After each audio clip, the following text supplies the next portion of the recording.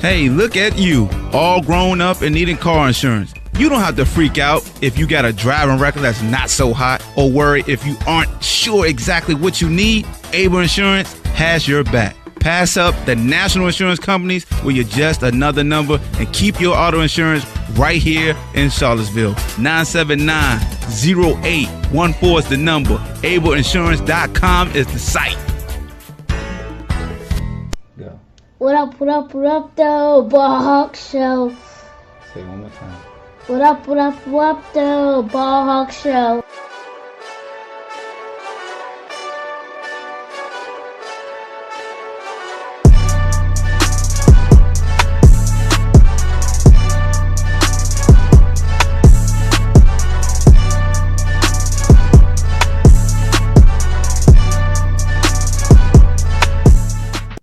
What up, doe?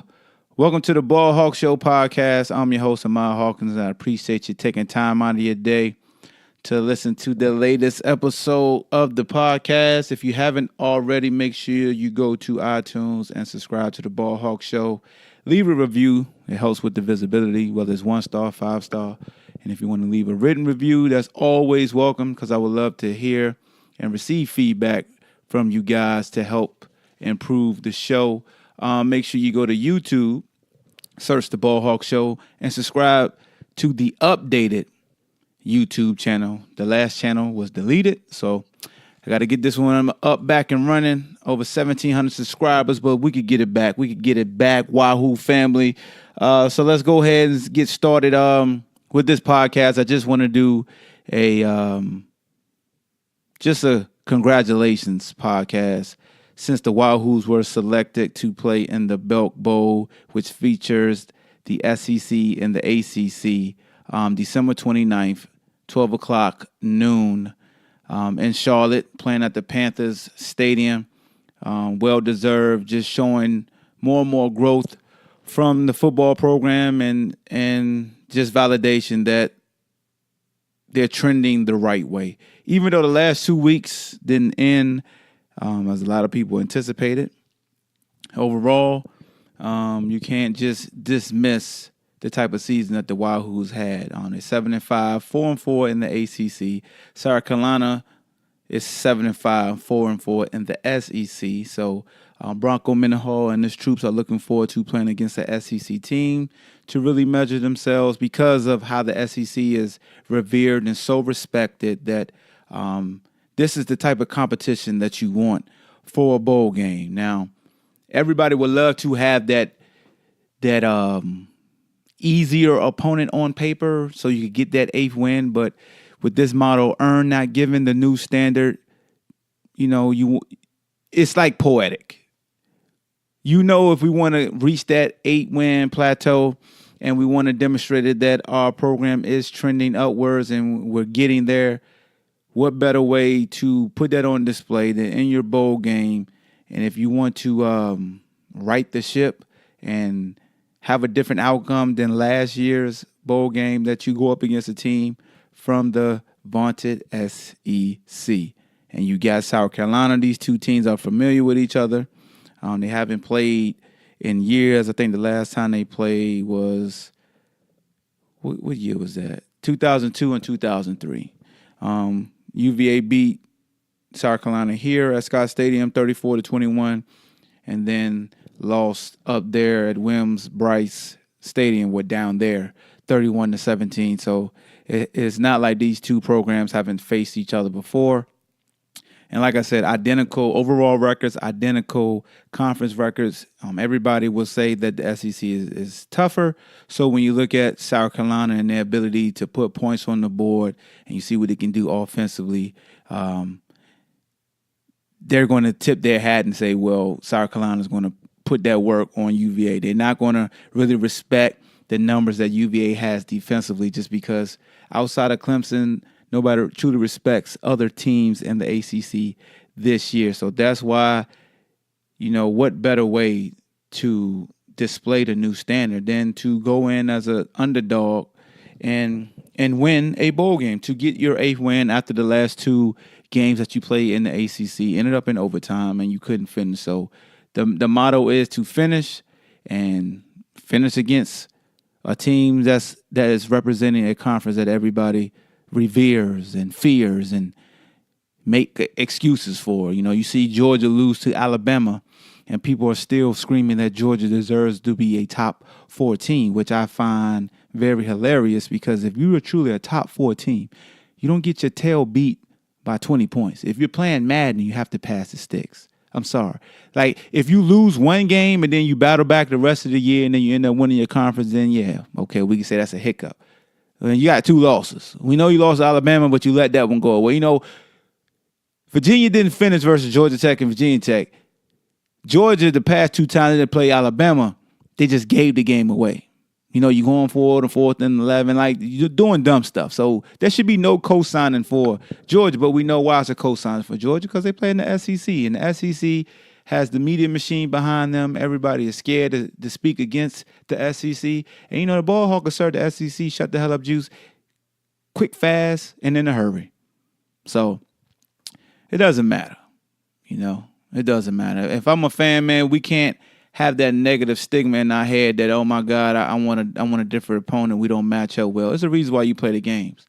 And the bowl game is a way to better help market your program. It's a great selling point to recruits, selling point to donors. The Belk Bowl is a mid to upper tier bowl. I think their payout is a little over $1 million or 1.7 million. If I don't got the numbers correctly, don't hold it against me. But you get a nice little payout towards the university, so that's always great. But you want to win this bowl game because the bowl game does a lot. No matter the size of the bowl game, it does a lot for your program because you get added practice time. You get added time to truly get a better look for your younger guys. If you got a red shirt, I'm saying in quotations, if you got a guy that's red shirting, but he hasn't played his 4 games, you can essentially use him in this game, and you're playing with house money. Nothing happens. You get those extra weeks, those extra practices. There's plenty of guys in college football right now that this would be their last ever time stepping on the football field and competing at a high level. Everybody can't play professionally. So that's why I always love the bowl season, because it's not about just going to these big bowls and getting all these swag bags and all these gifts and the per diem and having great exposure. And, of course, you want to win, but it's just one more opportunity to represent your university, one more opportunity to play the game that you love. And I think that gets lost in a lot, because in sports we love to brag. So what's your bragging piece? Well, we went to this bowl compared to your team went to that bowl. But players and coaches alike don't think like that. They're just thinking, I get X amount of weeks and days to prepare for another game, to add to my resume, and to better help these young men become better football players and better human beings. So I'm excited about this. I'm excited about the Belk Bowl. I'm excited about playing South Carolina. My personal bowl career, I didn't win a single bowl game, but I enjoyed every bit of preparing and playing in a bowl game. No regrets. I mean, you lose a bowl and it's not fun, but at the same time, all you ask is for the opportunity to compete and represent your university to the best of your ability. So these players are truly excited. They definitely want to compete. We got a couple of postseason awards as far as all ACC. I saw that Pro Football Focus put out coverage grades, and we had 4 defensive backs. So we had our starting 2 corners and our starting 2 safeties ranked in the top 5 in each category for their respective position. So you had Bryce Hall and Tim Harris 1 and 5 respectively as far as the coverage grades for the Pro Football Focus. And I want to say Juan was 2nd and Joey Blunt was maybe 4th. But I just know they were top 5. So that speaks to volumes of Coach Nick Howell, Coach Papinga, they co-defensive coordinators, but I know Coach Nick Howell is, their position coach. So, That says a lot. So when you go on your recruiting trail, you use that. And that's what, all this is. It's a pitch. It's a pitch for Bronco and his staff. It's a pitch for Carla Williams and the efforts of trying to raise more money for new facilities. And it shows that the program is elevating themselves. And in order for us to continue to elevate, we have to upgrade our facilities so we could be on an even playing field in a sense. And it takes, gracious donors to provide that opportunity. So, Charlottesville fans, this is what we wanted too. I mean, Belk Bowl, 4-hour drive right there in Carolina. Last time we played there was the Continental Tire Bowl, I believe. It was after I left. When y'all played West Virginia, won 48-22 in 2002. Then they shut down Larry Fitzgerald when Pitt wasn't a part of the ACC in 2003, 26-16. Coach Marcus Hagan, who's on the staff right now, if you look at the Twitter handle where they're showing highlights of bowl games, he's all over it. So I know it's fun for him to return to a place to where he demonstrated firsthand how special a bowl can be for a player. I believe, if I'm not mistaken, one of the years he might have been MVP. I know he took like a punt back. I was watching from, what was I at then? 2002, I was in Kansas City. 2003, I was in Denver. But I watched both of them. I do remember watching them. But it's going to be a fun bowl. It's definitely going to be a fun bowl. We got to erase the taste of last year's bowl. We got to erase the taste of the 2 overtime losses that we had at the end of the season. And that's all you want is opportunity. So December 29th, SEC versus ACC, 12 o'clock noon. Even though we had a late season skid, we still was chosen to represent the ACC in the Belk Bowl. I know Georgia Tech fans feel some type of way, but y'all can sit this shut the hell up juice because nobody want to see no damn triple option in the bowl season. Don't nobody want to see that, okay? Belk Bowl did not want to see that in Charlotte, okay? They don't want to see your triple option, okay? You guys aren't attractive. Nobody wants to see that, okay? I mean, I'm sorry. They don't even know if your coach going to coach. Your coach retiring, he leaving. They didn't want you, okay? So for all the Georgia Tech fans throwing shots at Virginia, worry about yourself. Yes, you beat us.